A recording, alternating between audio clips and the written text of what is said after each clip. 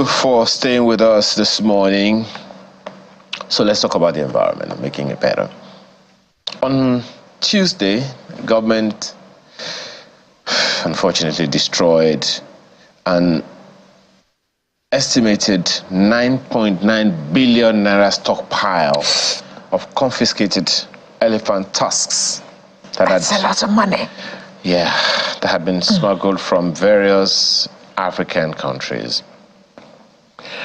Experts say tens of thousands of elephants are killed worldwide each year just for their tusks. Conservationists believe that Nigeria has become a major hub for the illegal trade in animal parts from Africa. That's aside several other environment-related issues, that are lingering. Tree planting is supposed to be one of the simplest and most effective ways of tackling and reducing devastating impact of climate. There is that endless conversation about quality of air in various parts of the country, Lagos in particular. Let's have conversations this morning around some of these issues with two gentlemen joining us this morning. Dr. Babatunde Ajayi is General Manager, Lagos State Environmental Protection Agency. He's right here with us in the studio. Thank you for joining us this morning. Thank you. Good morning. And we also have the Minister of State for the Environment. He is joining us live from Kaduna, Dr. Isiaq Salako. Thank you for joining us this morning. Thank you very much for having me. Let's begin with that big issue about the stockpile of tusks confiscated, destroyed, some people say. Can you talk to us about that, please?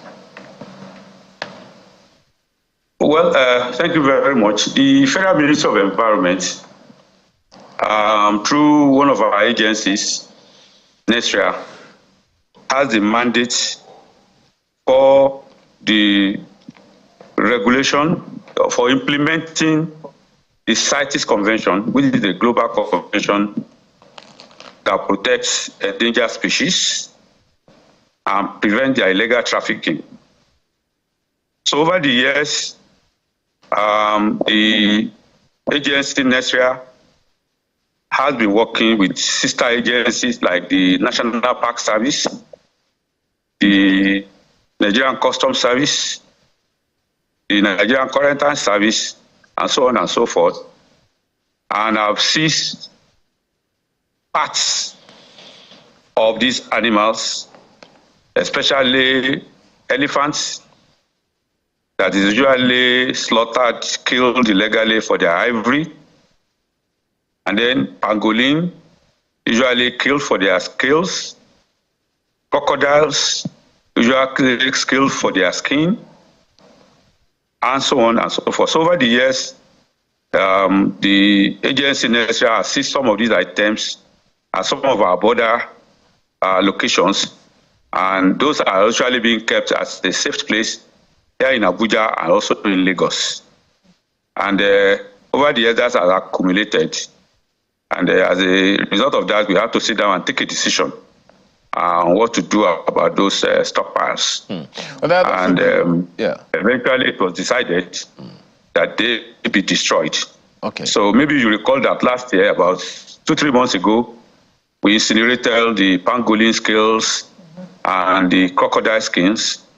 And only last week, we pulverized the ivories from elephants that were seized. On that, so that's again, exactly Dr. Salako, if you can hear me, there are those who believe that, wow, 9.9 billion naira.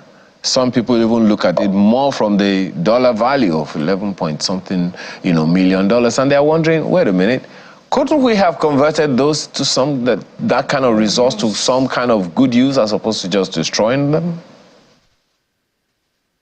Well, I can tell you that that was my own position when this proposal was initially brought to me. And it took about 2 months for the civil servants to persuade me that there is no other route other than to destroy it. First, the convention that is guiding the management of these seed items, which, like I said, is an international convention, frowns at anybody benefiting from that illegal trafficking, whether individuals, whether institutions, whether government. Okay.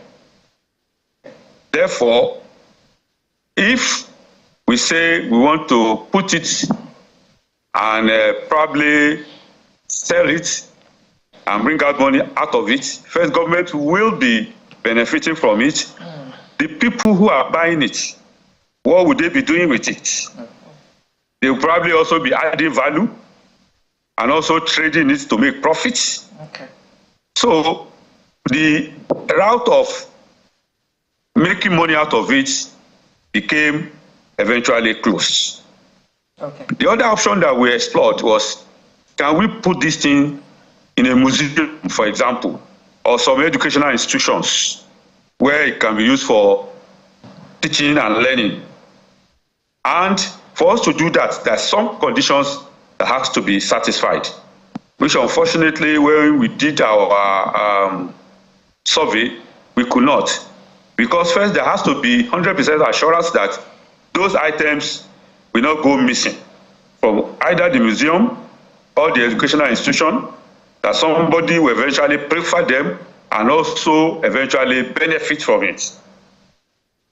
So, and if you look at even globally, the US, sometimes 2-3 years ago, did a similar thing. Kenya here, this similar thing. South Africa, I think, also did. So it has become the national, the global norm.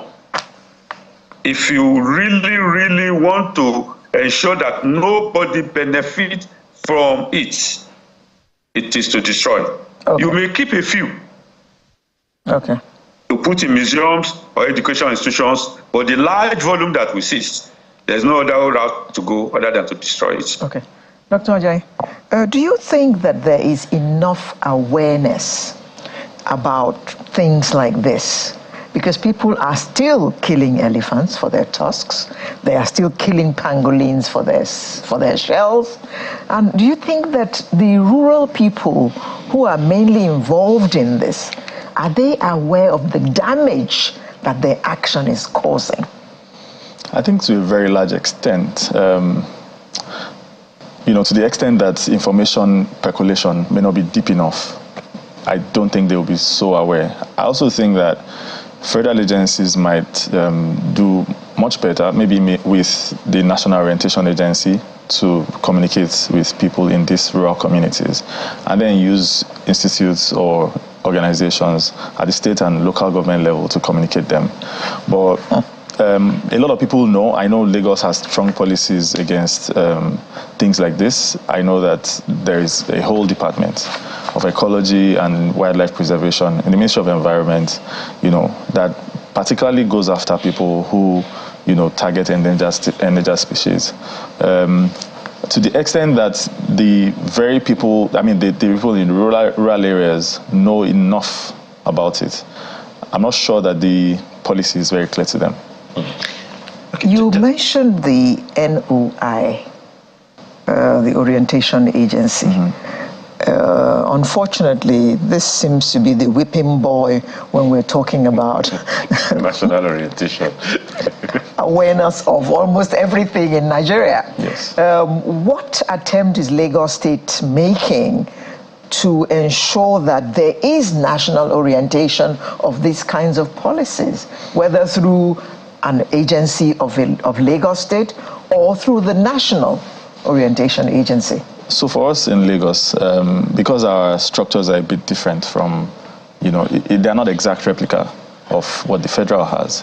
LASEPA, for instance, has a public relations or public affairs team that is specific, on our core mandates. And we go around talking about it. We have clubs in secondary schools and primary schools. We try to engage students so that they can tell their parents at home, and then several other communication methods. But I also know that our public relations structure as a state is very efficient, and we do as much as we can to get the message across to people in the So why are you smiling? Let me ask you this, because we're talking about conservation and all those things. In fact, there's a question coming to you, Honorable Minister of State, about the the balance of the ecosystem on why these endangered species, why bringing them out, why their extinction is dangerous for humanity. We'll come to that one. But let me ask you this one very quickly. In the course of not too long ago, a number of people experienced certain unfortunate, unexpected air quality in Lagos. It was scary. In fact, I don't know whether that's part of what Alera saw on her way here when she said she saw some haze. Harmattan haze, she called it. Can you talk to us about that? What exactly happened? So, air quality index is a measure of the kind of air that you have around you, and it's an indicator of the quality of your respiratory health, as it were. It tells you the kind of illnesses that you would most likely find, in your nose and your nasal cavity up to your lungs. Now, so a lot of things have happened in the past, and Lagos has been very keen on air quality in the past few weeks or few months, let's say. In 2020, there was a report by the World Bank studying air quality across Lagos for 1 year, and that report was very specific on certain things that must be done. It's a public document. I mean, a lot of people have engaged me on it.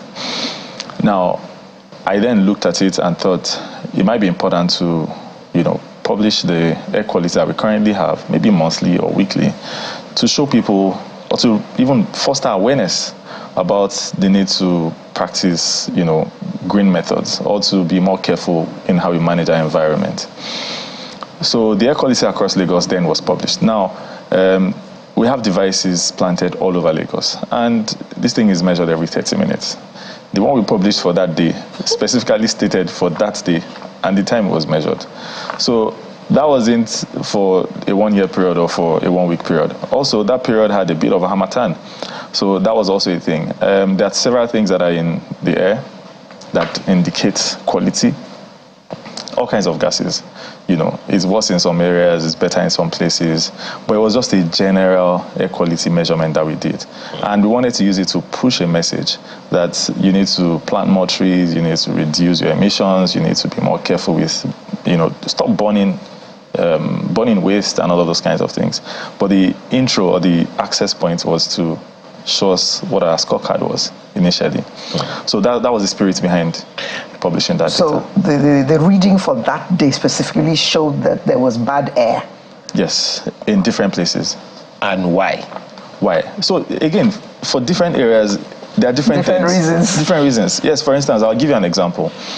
In Agege, for instance, the air quality was really poor. And the biggest problem we have in that area is burning of cow skin, right? So it generates so much carbon, and all of us like pomo. Everybody likes to eat it.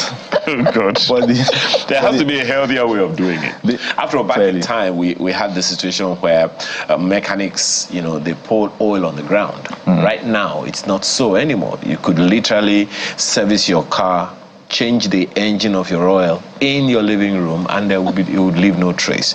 Alera, don't try that one. This one that you're smiling.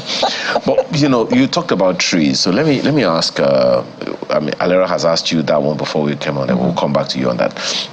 Honorable Minister of State, you had promised that 50,000 trees. Is that a month or a week or a year? How far with that? Thank you very much. Really, I don't know whether you are referring to my personal New Year Green resolutions. If you are referring to it, what I promised is to personally ensure that I plant minimum of 50 trees per annum.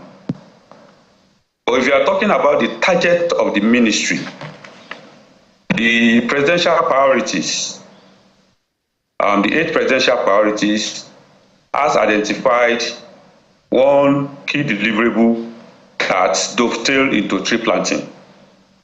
And from that, the Federal Ministry of Environment is expected in 2024 to plant at least about 6 million trees, which is what we are working towards. So that is the clarification about that.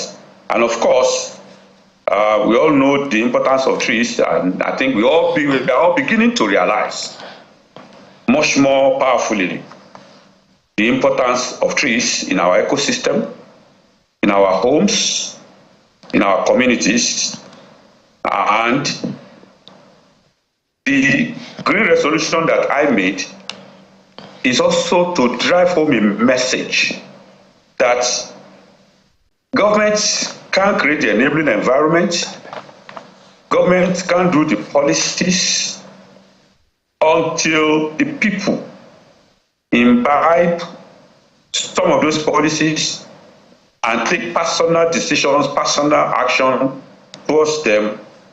We may not be able to operate in this scale that will have the kind of effect that we want it to have on our environment. Thank you. Therefore, if Dr. you have Salako, just a second. On that particular one, because I just did a quick math now, 6 million trees in a year comes to 500,000 trees in a month.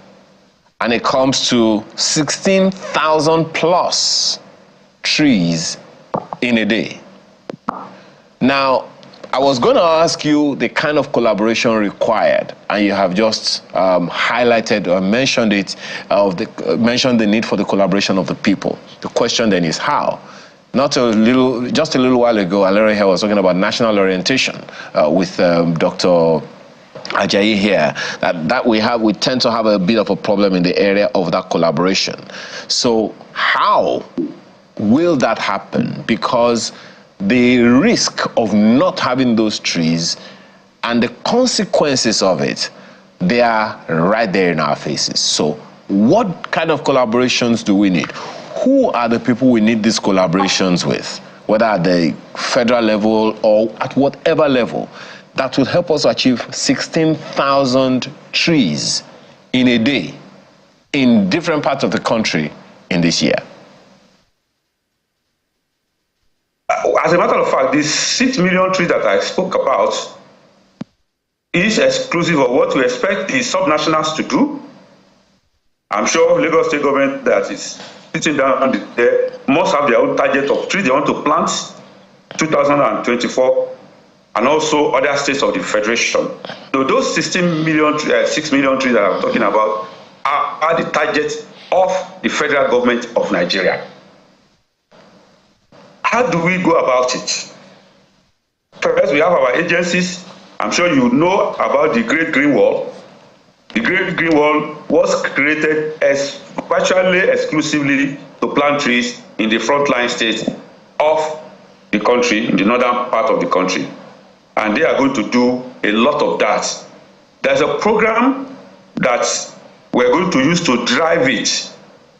We're going to be training young Nigerians, those who are a little bit digitally savvy, train them online on how to plant trees, sometimes wild trees, not necessarily trees that the seedlings were produced in institutions, train them on how to plant those trees, how to nurture those trees, and then pay them subsistence on a monthly basis, and also put together a monitoring mechanism to ensure that they are following through with those commitments. So those are some of the things. Then, of course, there's some that we're going to be doing directly through some of our agencies, like the Green Wall, the Forest Research Institute of Nigeria, the Department of Forestry, the National Park Service, and so on and so forth. Okay. But more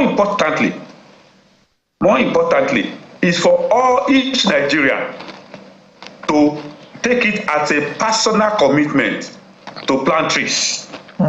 You can imagine if 100 million Nigerians alone decide to plant one tree in a year, that is 100 million trees in a year.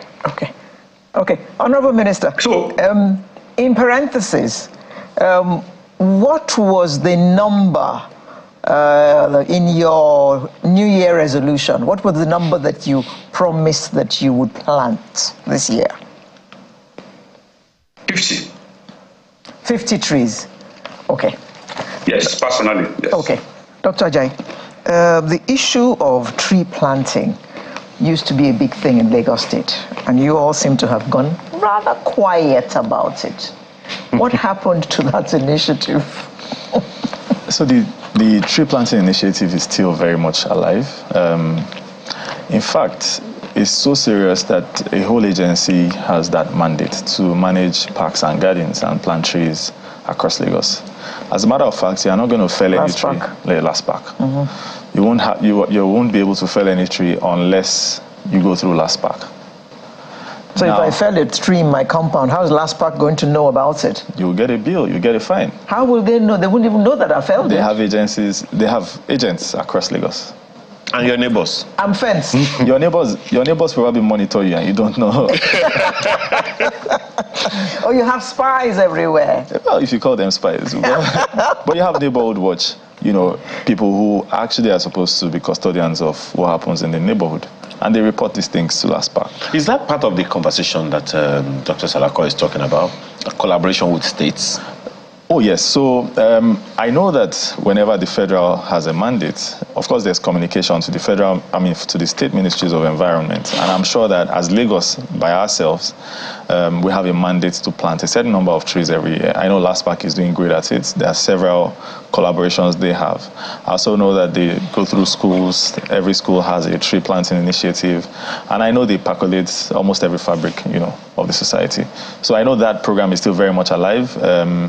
Maybe we're not putting out there enough, but I'm sure that it is very much alive. Okay. Now, the issue of firewood, unfortunately, kerosene has gone beyond the reach of the poor man. Even gas that they were trying to upgrade to is now so expensive. So I'm sure that some people are going back to firewood. How is the state going to deal with that? So from time to time, LASEPA and LOMA have come up with initiatives to to bring more people into the cooking gas network, right? So women can, from different of our initiatives, women can bring plastic bottles and then get a gas cylinder that is filled. And then we try to make a discount available whenever they have to refill. So we have those programs, and the entire goal is to make sure that people don't go back to firewood and coal cooking, and they don't burn fuel that would cause problem for our climate. We were just talking about purchasing power. The last time I bought a 12.5 kg of gas, it was, I think, 13,000. So how are these lowly people going to afford to buy gas at that kind of amount when they can't even afford to feed themselves? Where is the food they're going to cook on that 13,000 naira gas? Okay, so again, we have an initiative that gives them this gas for free, and whenever they have free, she wants to free gas. So we have methods, right? The first thing is bring plastic bottles.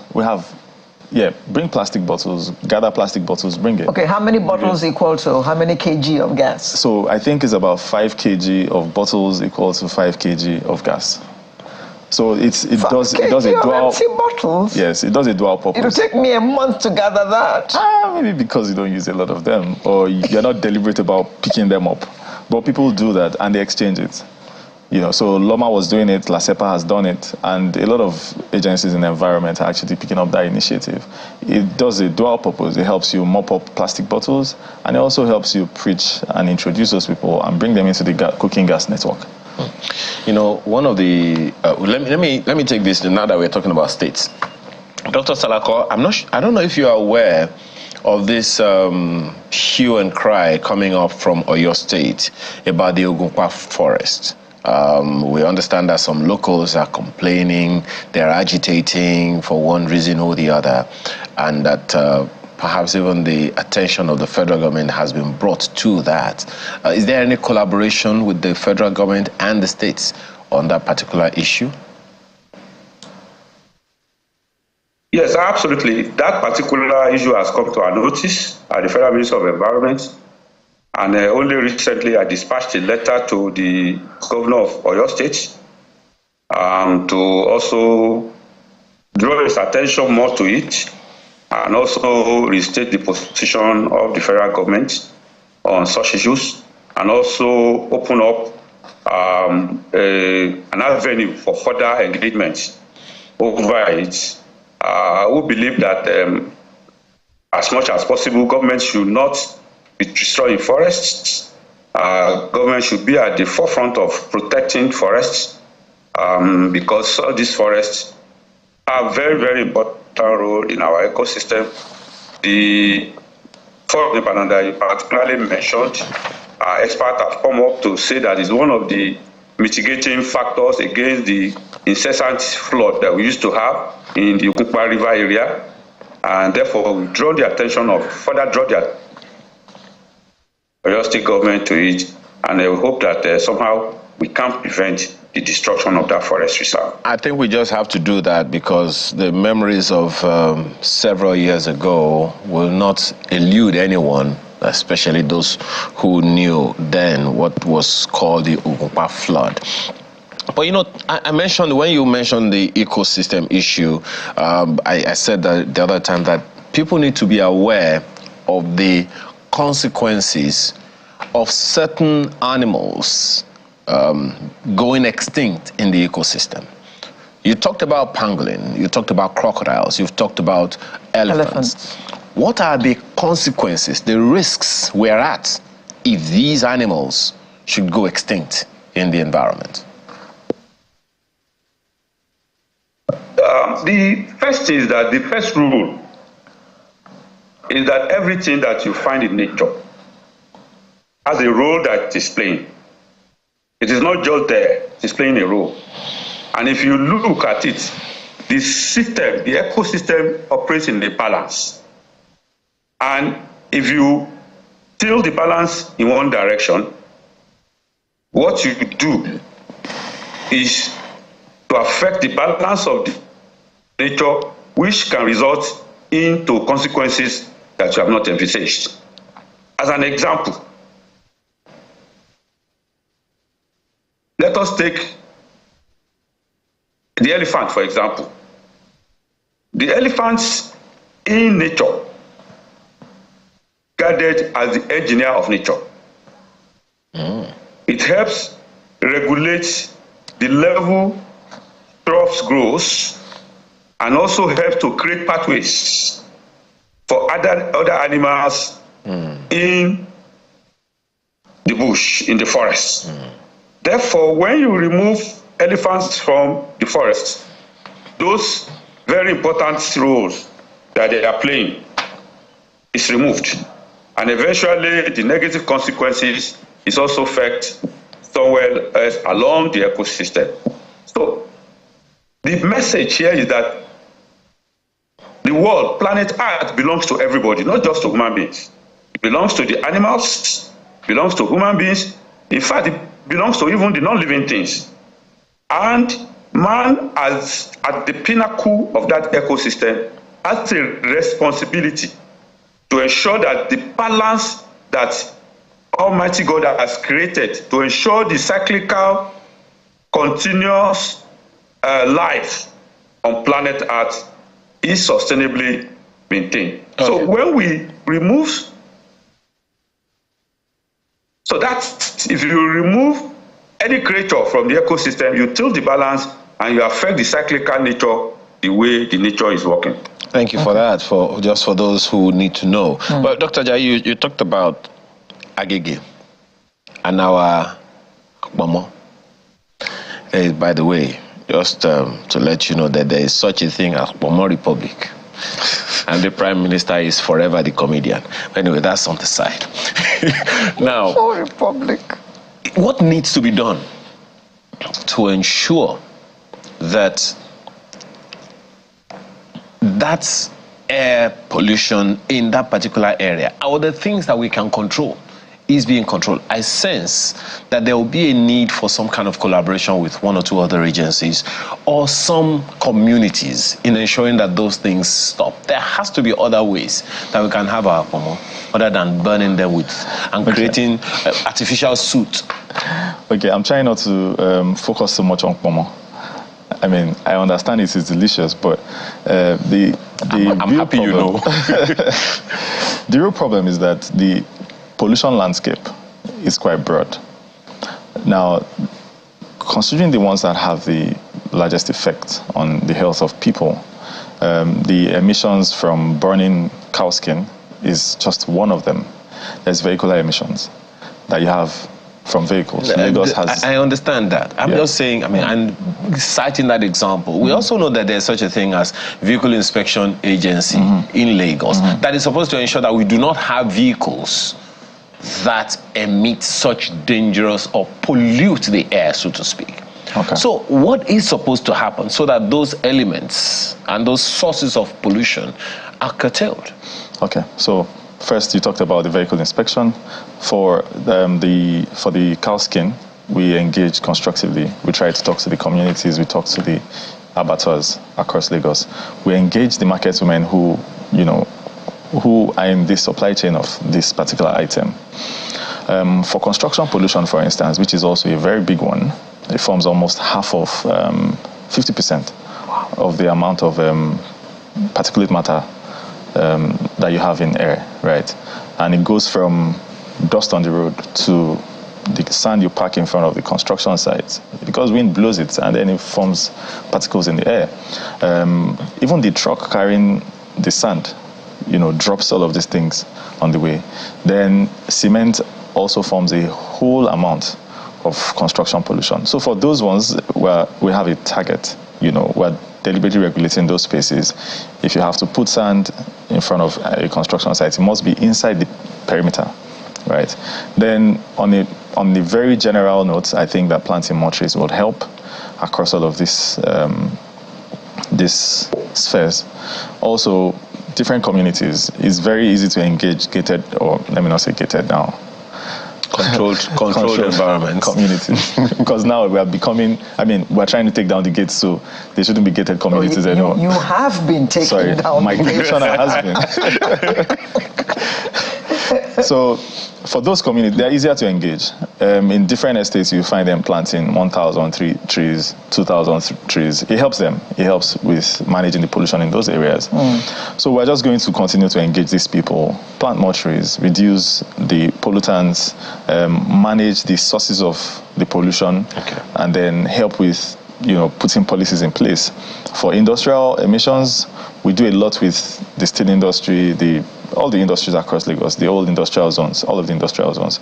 We manage them very closely and make sure that they don't emit too much. Talking about industry emissions, kindly bring up the issue of a factory behind Millennium Estate in Bagada that has been polluting the environment with their emissions. LASEPA has been invited several times, but their actions persist. So this particular estate, I have been there myself. You are aware of it? I have been there myself. I have visited myself. So that area started out as an industrial estate. Bagada is on the highway, right? Those industries have been there for decades. So now people have gone to build very close to their walls. Including Lagos State, I might add. People have built close to them. Now, that's not an excuse for pollution. However, for any source of emission or any kind of pollution, it's deliberate that the industrial zones are far away from town, so that in case there's even emission, you can manage it. So what we've done is to insist that the industry, in particular in question, installs a world-class abatement plant. That abatement plant is going to come up in February. So we have a 6-week margin or gap for them, and we have insisted that they must do it. I went there myself late December, and I saw exactly what people were complaining about. I have engaged both people, the community and the industry. We had a roundtable discussion, and both of us promised each other that by the end of January, or at the worst early February, they must install that abatement plant. The one they have now is not as efficient as it should be. It still has some particles leaking out, so people still smell them. So, Mrs. Giwa, please pay attention and let the agency know, should that not happen as at the end of February. Okay, she's in my WhatsApp. Oh, okay. All right. Dr. Salako, talk to us about this. You've been listening to this conversation around air pollution and all. Lagos may just as, be one of those states that has quite some measure of control on its systems. Even though it is as populated as it is, the challenge has always been that of not just active engagement, but being able to persuade the people enough. There are those who would argue that some of these things should actually happen from the base, from the local government level. What can you tell us about that kind of the need for that kind of engagement, particularly at the lowest level, so that people know the consequences of some of the actions they take or not take, and then for their own, in their own informed interests, do the needful to curtail this air pollution that is injurious to them in the long run? Thank you very much. First, permit me, I must say that Lagos State is doing at least comparatively better than most subnational governments in terms of attention to the environment. But of course, Lagos State has no choice, because if you consider the kind of human density in Lagos, the kind of human activities that takes place, the kind of industrial activities that takes place, and of course the challenge of the ocean, Lagos must be at the forefront of environmental action, which I commend them for doing. With respect to air quality, the role of the federal government or the Federal Minister of Environment is largely regulatory, setting standards and being the repository of national data on air quality across the country. The implementation are basically at the subnational levels, with the Lagos State government is already actioning. Now to your question, of course, we all know that air quality is very, very important. I think it's a basic knowledge that everybody appreciates, because you have to breathe in air. Once you stop breathing, that means life ceases. And if the quality of what you're breathing in is poor, then definitely to have some adverse effect on your health. Beyond that, the effect of emissions on our climate is also very important. You will see that if we're talking about climate change today, the greatest culprits are the emissions that result from human activities, particularly what we call the greenhouse gas emissions. So if you take conscious effort to reduce our level of emissions and control the level of emissions in terms of from our vehicles, from the sources of our energy, from the way we prepare our food systems, from the kind of agricultural practices that we engage in, we are only helping the environment and ultimately helping ourselves. The challenge of climate change is the greatest challenge facing humanity. And it is caused largely by mass human activity. Until also we have mass human climate action, we may not be able to resolve these challenges. Awesome. So everybody has a responsibility to ensure they take action in this respect. And that's a very, very strong place to put it. Well, Alero, you have to hold your horse. Yes, because I was going to talk about refuse disposal. Well, we have to end it at this time. Maybe you want to invite Dr. Ajayi some other time. We have to thank you this morning. Dr. Isiaq Salako, Minister of State for the Environment. Thank you so much for taking time out of your schedule right there in Kaduna State to join us for this conversation. Thank you so much for coming. And we've also had... It's my pleasure to be here. Thank you. Yes, sir. Dr. Babatunde Ajayi, General Manager, Lagos State Environmental Protection Agency, LASEPA. Well, there is, as you have heard, you have to come back to answer more questions from the federal government of Alero. Whenever you are. Okay. So we're back right after now to take on another issue. Do stay with us.